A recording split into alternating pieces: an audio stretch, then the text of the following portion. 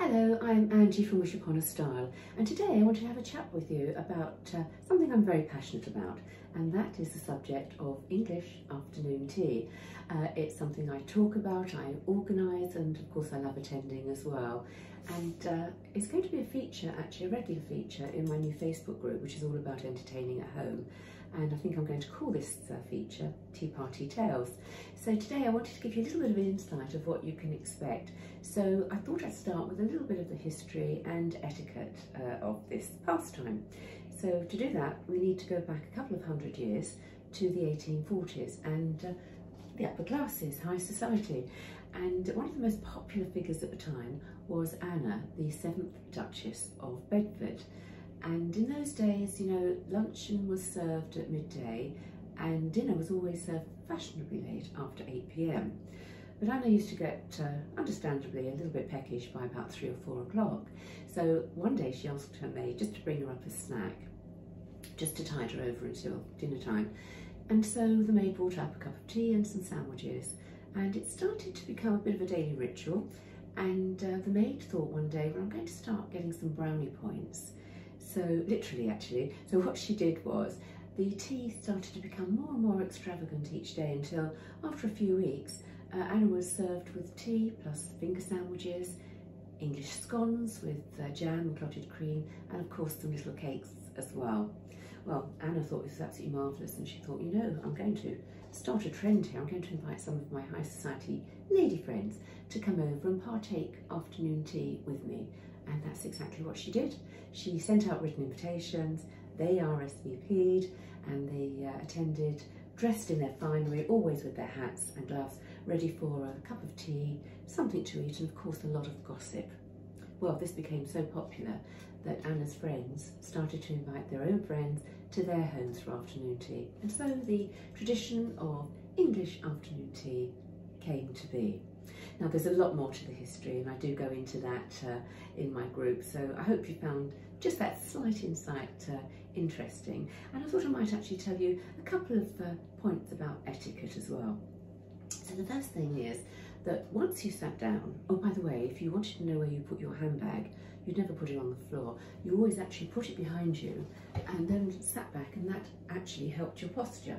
I have to remember that actually, because I haven't got my handbag here. But one thing I do have is a napkin, and there was even a correct way to place your napkin on your lap. So what you did was you always folded it in half, which I'm going to do now, and with the folded part towards you, you just placed it on your lap. So that's what you did. Now let's come to perhaps cup and saucer. So my next question is, should you be picking up the cup on its own, or would you be taking the cup and saucer? Well, the answer to that actually lies in the height of your table. So if you're sitting at a dining room table as I am now, then it's quite permissible to actually hold just your cup and drink it that way and leave the saucer on the table. But in Anna's day, tea was often served in the drawing room or the parlour, and you'd sit at a low table. And in that case, if you're at a lower table, you would always pick up the cup and saucer. It's quite practical, really. So that's what you did. Now, do you take sugar in your tea? Okay, well, in Anna's time, and also if you go to the top hotels today around the world that serve afternoon tea, or a very swanky tea room, you would be served sugar cubes in a bowl. So once you put your sugar cube in your tea, what do? Do you stir it round like this? I think most people do.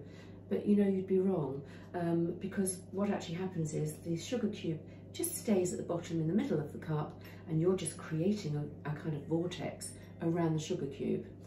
So what you need to do to make it dissolve is just push your spoon backwards and forwards like that, and that is the correct way to do it. And then I hope you don't tap your cup with your spoon. That is definitely a no-no if you're part of the upper classes.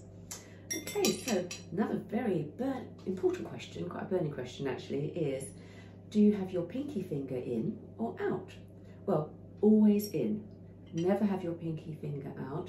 And if you're visiting France, you must certainly make sure that your pinky finger is in, because it can mean something totally different, which I won't go into today, but you could probably Google the answer. So that's really what I wanted to say about the etiquette. Another thing that I do in my tablescape group is to, every time I do a tutorial on creating tablescapes, I always show how to create the napkin fold that will be placed on the table. Now, in Anna's time, the most popular napkin fold would have been, normally served at dinner time, would have been a bishop's hat. And I thought, as I've got a little bit of time, I would just show you a very easy way to create that. So if you bear with me for a second, I'll just move some things out of the way so that I've got some room and I can show you how to do that. Let's put that to one side for the moment. There we go. I'm going to move these cakes out the way because I'm still trying to lose some lockdown pounds. Not working at the moment, but I'm going to keep persevering. I'll just put that to one side. Okay, so how to create a bishop's hat. Let's put that to one side as well. There we go. Okay, so what you would do is ideally have a large dinner napkin, normally linen, because it needs to be quite stiff, because this particular bishop's hat napkin fold is going to be standing up, hopefully. So you start with facing it down in a diamond shape, just like that. Hope you can see that. Move that a little bit further, I think. There we go. Okay, and then what you do to start with is to bring the bottom point up to the top point. So basically, you've got a wide triangle. Okay, and then you take the bottom right-hand point up to meet the centre top point, and you do exactly the same with the left-hand side. Just trying to keep it as level and as equal as you can. It just makes it easier in the end. So there we are. And give it a good press down. Okay, and then you're left actually with a smaller diamond shape like that. So place it down the other way.